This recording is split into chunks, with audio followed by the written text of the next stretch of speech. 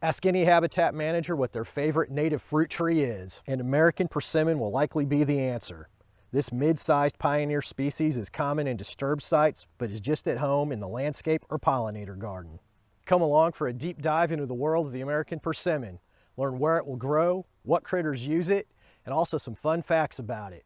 I'm going to save a very interesting fact for the end of the video, so be sure to stick around for that.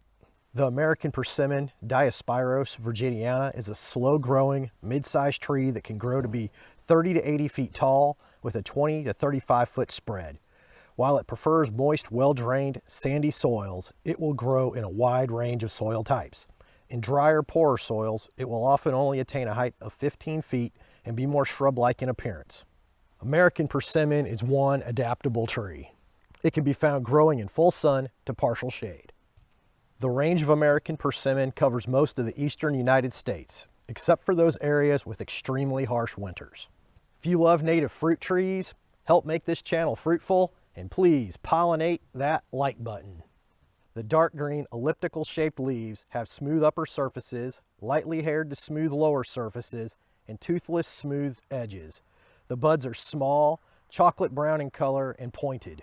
They remind me of tiny Hershey's Kisses.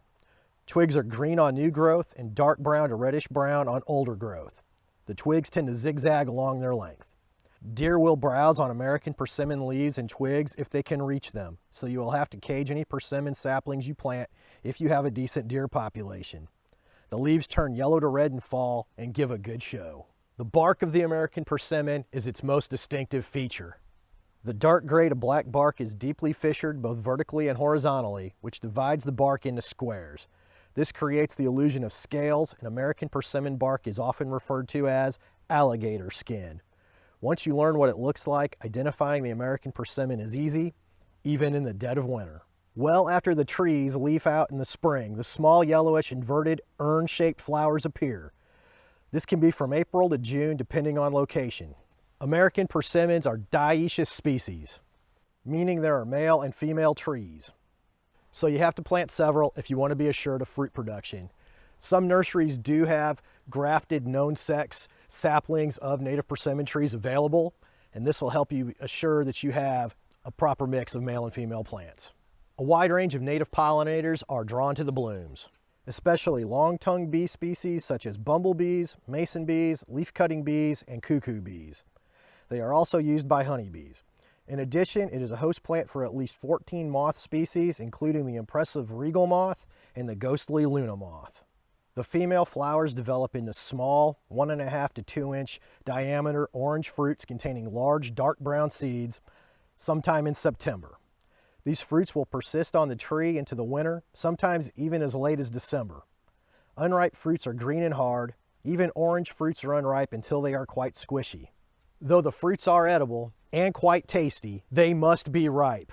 Unripe persimmons are quite astringent due to the tannins they contain and will pucker your mouth up for a bit. Trust me on this, you will only try to eat an unripe persimmon once. If you've ever had the misfortune of trying to eat an unripe persimmon, tell us about your experience in the comments below.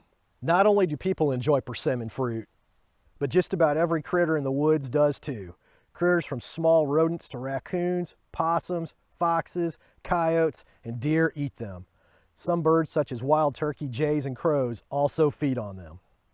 One of the coolest things I've ever witnessed while sitting in a tree stand involved persimmons. I was sitting watching a small grove of persimmon trees when I noticed a little critter running across the ground, and it started to scamper up a tree about 20 yards away from me. It was a flying squirrel with a persimmon in its mouth. It climbed up the tree until it was about the same height I was, turned, leaped into the air, and started to glide towards another tree. It did the best job it could at gliding with that big persimmon stuck to its face, and ended up landing about a foot from the ground on the trunk of the tree it was aiming for. Super cool. If you want to give a try to cooking with persimmons, something I highly recommend, I will put a link in the description for a persimmon recipe book. If you find a persimmon tree out in the woods during the wintertime and there are no fruits still hanging on the limbs or on the ground below it, there is still a way to tell if the tree is female. Persimmon fruit have a four-lobed, somewhat spiny and tough calyx on top of them. As the fruits drop and get fed upon by critters, or if they happen to be around long enough to rot, the calyx will get knocked off. They are persistent and last quite a while in the environment. If you find them under a tree, that tree is a female. While there are varieties of American persimmon that have been selected for fruit production, for wildlife plantings, and a few persimmons for you to eat, the wild types are just fine. American persimmon is in the ebony family, which is a family of mainly tropical species known for their hard, dark wood. The wood of American persimmon is likewise very hard and dense and is used to make pool cues and shoe last. In the past, it was the preferred wood for making the heads of the golf clubs known as woods. Today, the heads of woods clubs are made out of metal, but the name remains. If you would like to learn about a spicy native shrub that is a host plant and produces red berries that the birds love, check out this video and be sure to get out and explore nature in your backyard.